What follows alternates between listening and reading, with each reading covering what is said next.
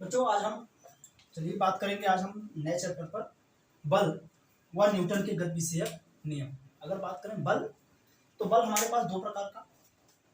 बल की परिभाषा तो हम कक्षा 8, 9, 10 सब में पढ़ते आ रहे हैं। बल वह धक्का व खिंचाव है जिसके कारण किसी वस्तु के अवस्था में परिवर्तन करने का प्रयत्न करता है या होता है, वह क्या कहलाता है? बल।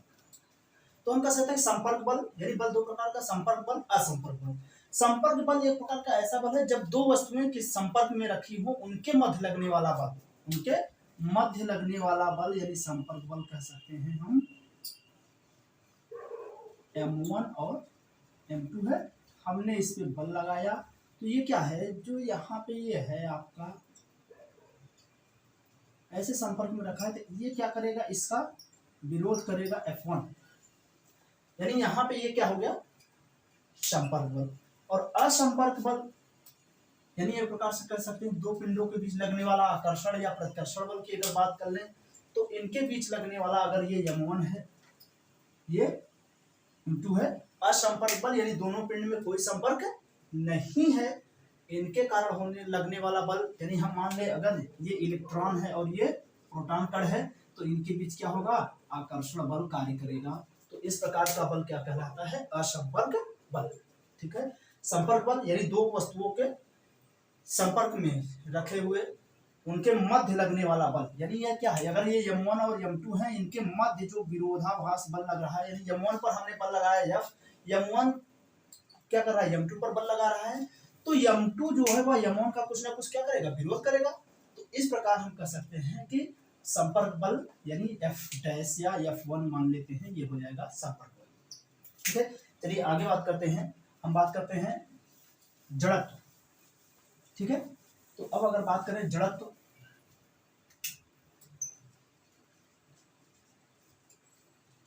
जड़त्व किसे कहते हैं, जड़त्व किसे कहते हैं, यानी हम कह सकते हैं किसी वस्तु की वह अवस्था, किसी वस्तु की वह अवस्था जो किसी बाह्य बल के कारण अपनी अवस्था में परिवर्तन का विरोध करता है या एक समान। ठीक है, तो हम लिख सकते हैं किसी वस्तु का वह गुण जो वस्तु पर बाह्य बल लगने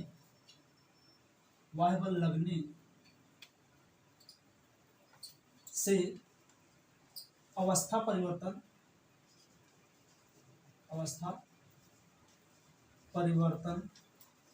का विरोध करता है,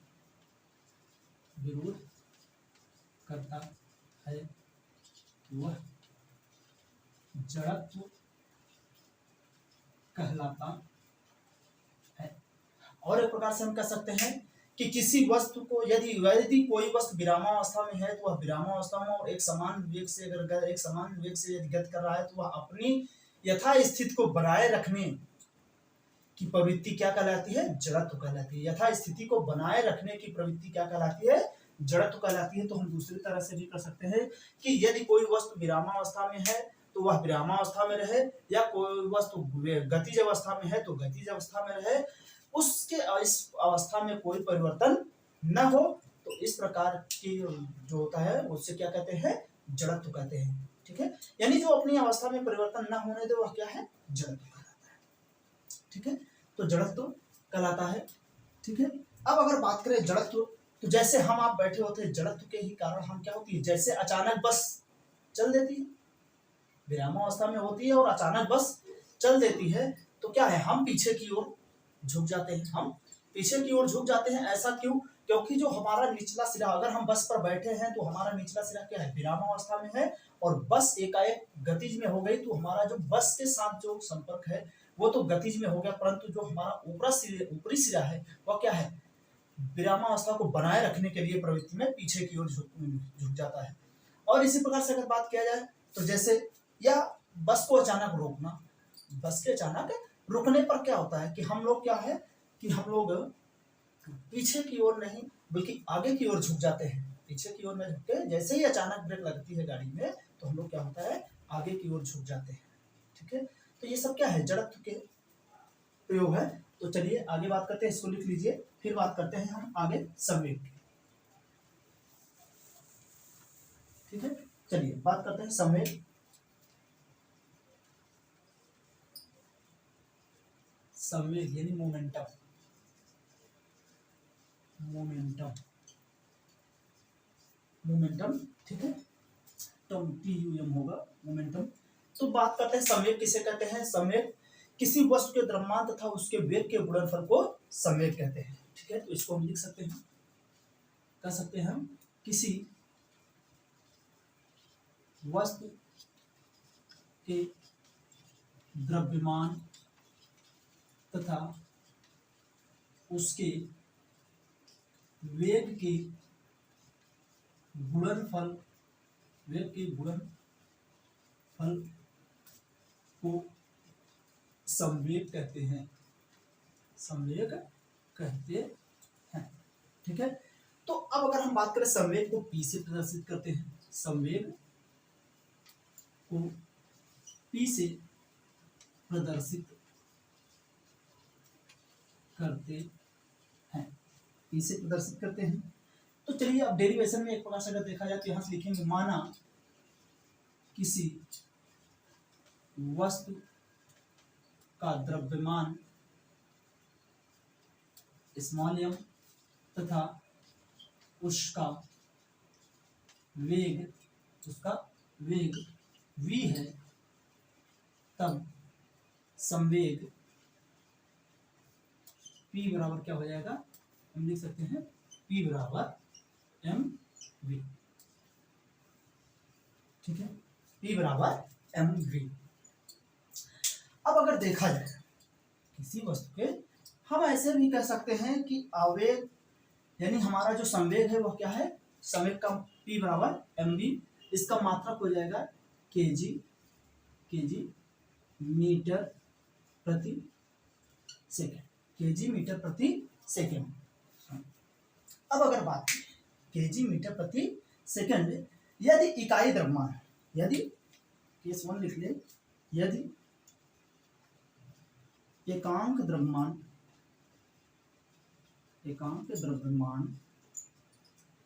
हो तो संवेग P बराबर v, यानी P बराबर v हो जाएगा।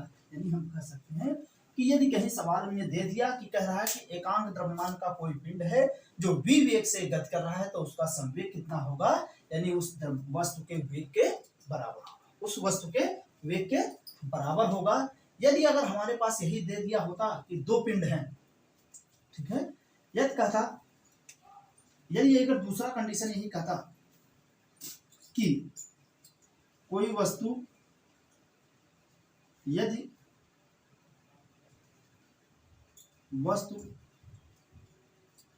वस्तु 1 मीटर प्रति सेकंड के वेग से गति कर रही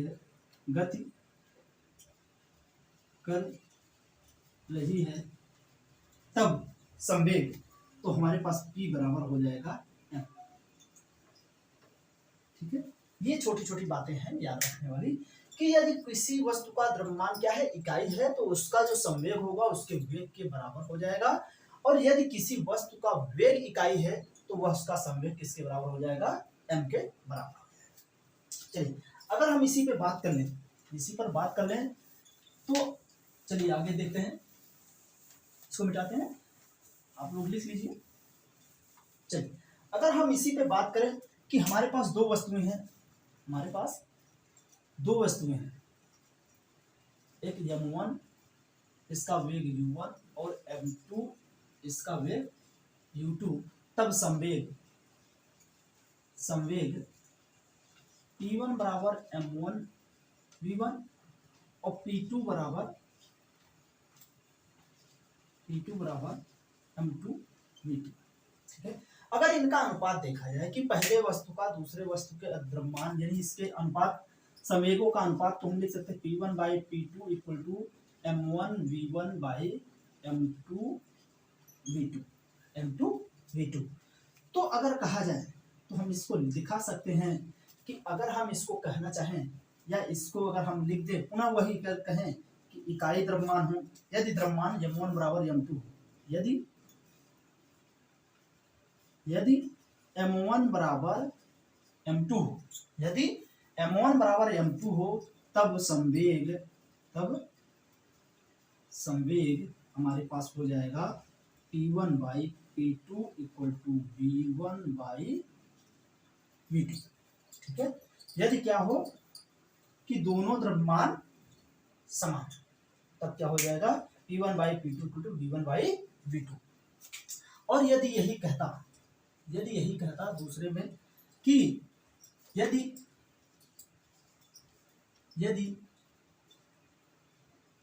V1 बराबर V2 हो तो संवेग V1 बराबर V2 हो तब संवेग क्या हो जाएगा, यानी हो जाएगा P1 upon P2 equal to M1 upon M2। अभी हमने पढ़ा था, ठीक है, जस्ट उसी का है। अभी क्या है कि दो पिंडों का अनुपात निकाल रहे हैं हम संवेगों का। यदि इसी में कहता क्या कि अगर यहीं पे अगर कहता क्या कि M1 ग्रेटर देन M2 तब तो यहीं से अनुपात में निकाल लेते। ठीक है, यहीं से अगर हम निकाल लेते, यहाँ पे क्या कहा M1 बराबर M2, तो ठीक है ऐसे कर लेंगे। अगर चलिए एक एग्जांपल देख लिया जाए। एग्जांपल, किसी वस्तु का द्रव्यमान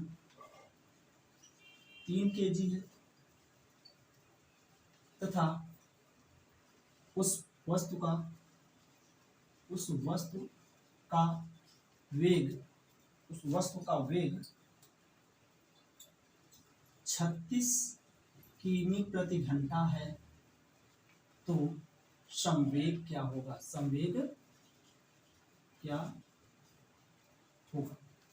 ठीक है। या अब देख लीजिए संवेग क्या होगा, तो हम यहाँ पे निकाल सकते हैं सॉल्यूशन। तो हमारे पास होता है P इक्वल टू mv।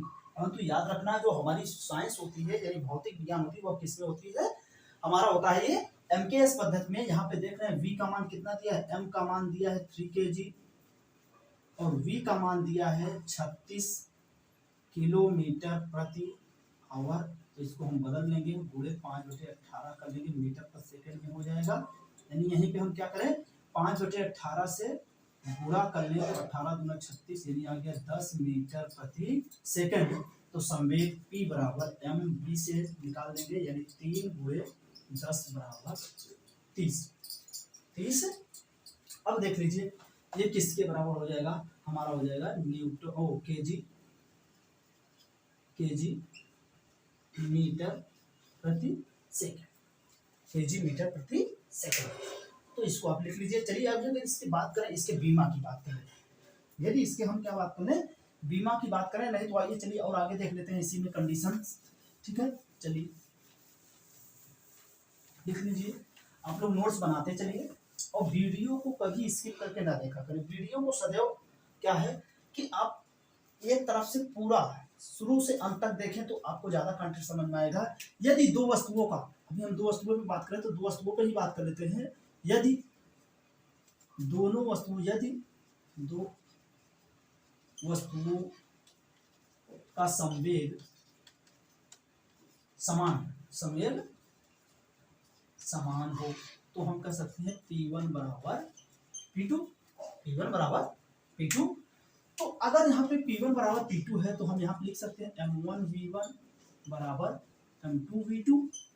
ठीक है, P1 बराबर P2 है तो M1V1 बराबर M2V2। तो अगर इसको हम देखना चाहें तो M1 अपान M2 बराबर V2 अपान V1। ठीक है, यदि हमारे पास दो वस्तुओं का संवेग क्या हो समान तो उसके लिए हमारे पास क्या हो जाएगा M1V1 बराबर M2V2। और इसके वेग यानी अगर M1 upon M2 equal to V2 upon V1, तो यहाँ पे हम कह सकते हैं यदि वेग का अगर कहेगा हमें कि V2 निकालना है तो हम यहाँ पे दिखा सकते हैं V2 equal to M1 upon M2 into V1 कर सकते हैं। ठीक है, V2 equal to M1 upon M2 into V1 कर सकते हैं। ठीक है, ठीक है। यदि यही कहता कि हमें v1 का मान नहीं दिया है या m1 का मान नहीं दिया, जो भी जैसा दिया रहेगा उसका मान हम निकाल लेंगे। अगर इस पे बात करें कि दो वस्तुएं हैं, m1 बराबर दिया है 3 kg और m2 बराबर दिया है 6 kg, ठीक है, और v2 बराबर दिया है 10 मीटर प्रति सेकंड और v1 का मान पूछ रहा है, v1 का मान बताना है। तो यहाँ पे हम लगा लेंगे यही m1 v1, यहाँ पे क्या है, संवेग बराबर की बात है, p1 बराबर p2 है, तब के लिए बात कर रहे हैं, ठीक है। तो यहाँ पे अगर हम सॉल्यूशन की बात करें तो हम लिख सकते हैं m1 v1 equal to m2 v2। तो देख लीजिए m1 का मान 3 इंटू v1 का मान हमें निकालना है इक्वल टू 6 इंटू v2 यानी 10, देख रहे हैं। तो v1 इक्वल टू क्या हो जाएगा 6 इंटू 10/3, 3 दूनी 6 यानी 10 दूना 20 मीटर प्रति सेकेंड, 10 दूना 20 मीटर प्रति सेकेंड, ठीक है। तो इस प्रकार से हम इस पे सवाल भी कर सकते हैं। तो चलिए अगर आगे बात की जाए, ठीक है, आगे हम अगर इसी में बात कर लें तो आप लिख लीजिए, आपको अगर अच्छा लगे तो आप चैनल को सब्सक्राइब करिए, शेयर करिए और लाइक करिए, और आप ज़्यादा से ज़्यादा वीडियो को पूरा देखने की कोशिश करिए। आप अगर आधा देखेंगे वीडियो को तो आधा कंटेंट समझ में आएगा आपको, आधा नहीं समझ में आएगा। तो इस प्रकार से आप वीडियो को एक बार में अगर नहीं समझ में आए तो 2 बार में देखिए, और आप नोट्स जरूर बनाएं, नोट्स जरूर बनाएं। और नोट्स बनाने से आपको फायदा होगा कि आपके पास अगर कभी मोबाइल नहीं है तो आप अपने नोट्स से कंटेंट को देख सकते हैं और समझ सकते हैं। तो चलिए अगर हम बात कर लें इसी पर, तो इसके बीमा की बात करते हैं, संवेग की बीमा यानी P बराबर mv। mv मतलब द्रव्यमान गुणे वेग, द्रव्यमान गुणे वेग। अगर बात करें द्रव्यमान को किसमें, किलो केजी में, यानी लिख सकते हैं किग्रा में, और इसको इंटू मीटर बटे सेकंड। हम लोग पहले टॉपिक में पढ़ चुके हैं कि मास को यानी द्रव्यमान को किससे, m से, और दूरी यानी दूरी को l से, और समय को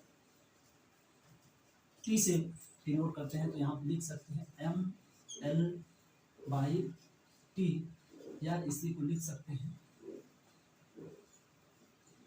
तो हम इसको अगर लिखना चाहें, इसको ऐसे ना करके हम ऐसे कर सकते हैं, यानी किग्रा अलग है तो m को अलग रखेंगे। और याद रखना कि सदैव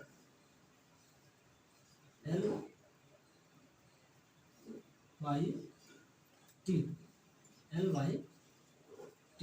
याद रखना। सदैव हम जब भी बीमा लिखते हैं तो उसे बड़े कोष्टक में बंद करके रखते हैं। तो हम इसको अगर शॉर्टकट में लिखना चाहें mLT⁻⁻1 समझे, ये हो गया आपका बीमा, ठीक है। चलिए आगे बात करते हैं, ठीक है।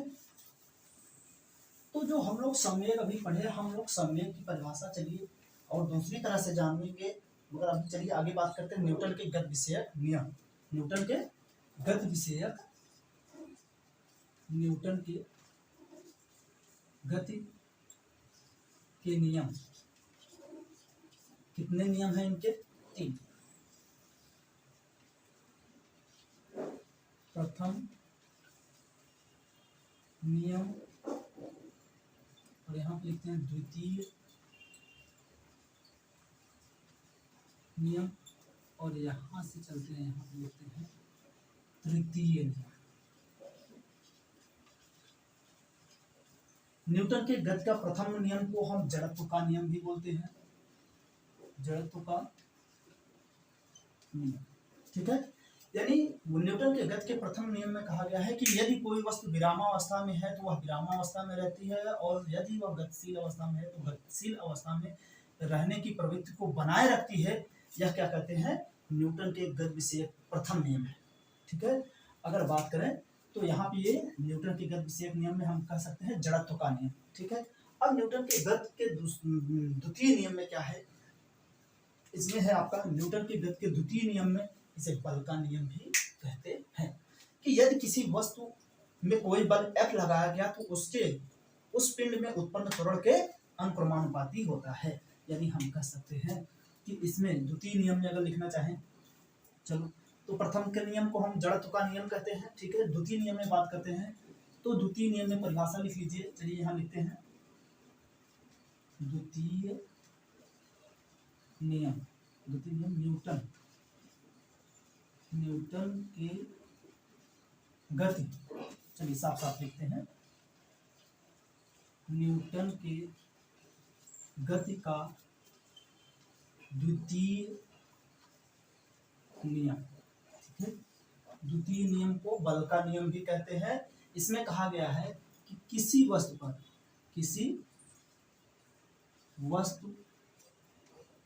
पर जब बल लगाया जाता है,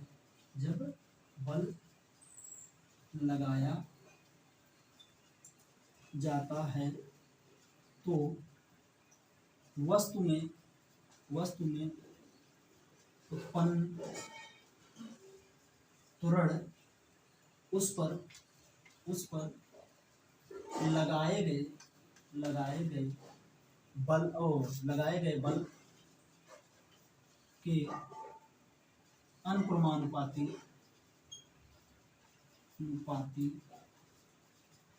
होता है। यानी हम कह सकते हैं अनुक्रमानुपाती, यानी F डायरेक्टली प्रोपोर्शनल A के बराबर होता है। F डायरेक्टली प्रोपोर्शनल A के होता है। यदि यहीं पर अगर हम बात करें कि अगर पिंड का द्रव्यमान m हो, यदि पिंड का या वस्तु का द्रव्यमान m है, तब हो जाएगा F इक्वल टू K, एक नियतांक लग जाता है, और ma, ठीक है, ma। तो K, जहां K क्या है, नियतांक, यहाँ पे लिख सकते हैं जहां K नियतांक है। अगर यहाँ पे बात करें तो हम किसी वस्तु पर अगर बल लगाते हैं तो उसमें उत्पन्न त्वरण जो होता है वो A होता है, परंतु वस्तु के द्रव्यमान में कोई अंतर नहीं पड़ता है, यानी वो भी एक नियतांक होता है। इस प्रकार से अगर इसको हम प्रोपोर्शनल को हटाए तो एक नियतांक लगा दिए, जहां K क्या है, नियतांक है, और निर्वात में K बराबर 1, तब F बराबर ma, ठीक है। ये होता है हमारा न्यूटन के गति का द्वितीय नियम।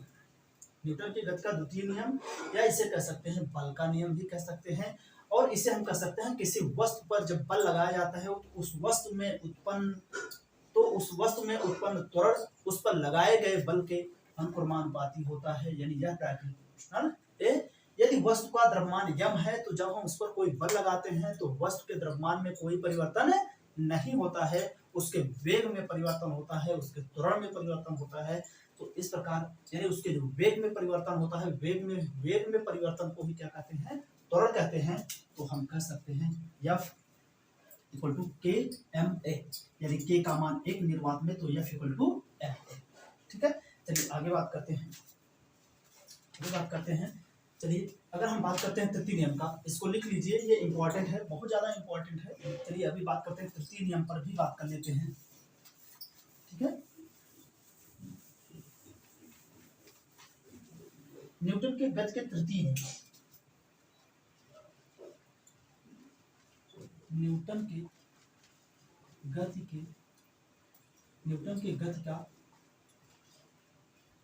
तृतीय नियम, जो तृतीय नियम है इसे कहते हैं क्रिया प्रतिक्रिया का नियम। न्यूटन के गति विषयक तृतीय नियम को क्या कहते हैं, क्रिया प्रतिक्रिया का नियम। क्रिया प्रतिक्रिया का नियम, क्रिया प्रतिक्रिया का नियम या क्रिया प्रतिक्रिया बल का नियम कहते हैं। इसमें जैसे हमारे पास होता है कि हमारे पास यदि कोई दीवार है, हम यहाँ से कोई गेंद को v वेग से अगर फेंक रहे हैं तो यह क्या है, जब ये दीवार से टकराता है, टकराने के बाद यह क्या होती है, दीवार इस पर बल लगाता है F, और वह क्या होती है, वस्तु वापस लौट आती है। तो इस प्रकार से हम कह सकते हैं क्रिया प्रतिक्रिया का नियम है। चलिए यहां से परिभाषा लिख देते हैं। जब किसी वस्तु पर हम बल लगाते हैं तो वस्तु ही उतना ही बल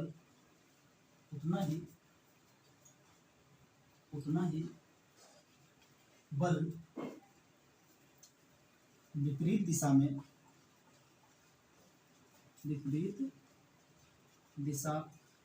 में लगाती है। यह न्यूटन का गति का तृतीय नियम है। न्यूटन ने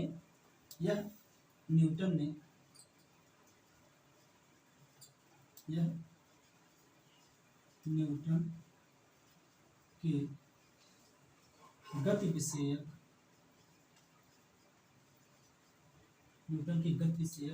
का तृतीय नियम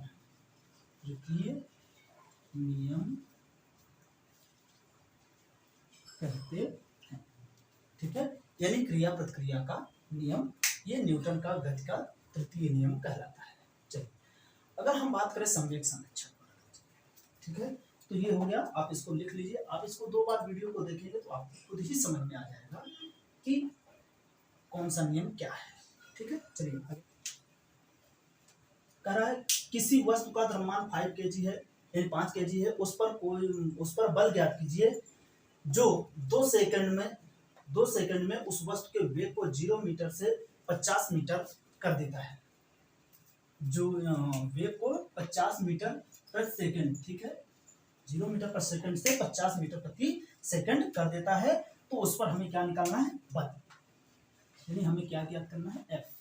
ठीक है, अब हमारे पास दिया क्या है देख लीजिए।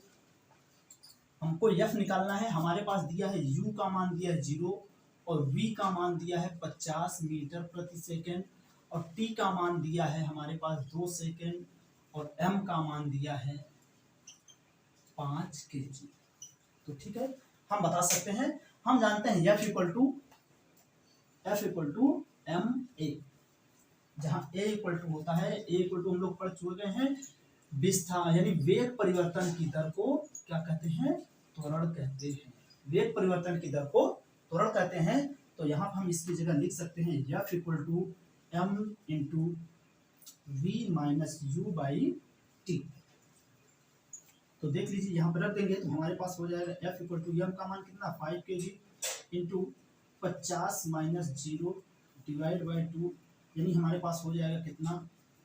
5 गुणे 50 बटे 2, 25 पंजे 125 मीटर।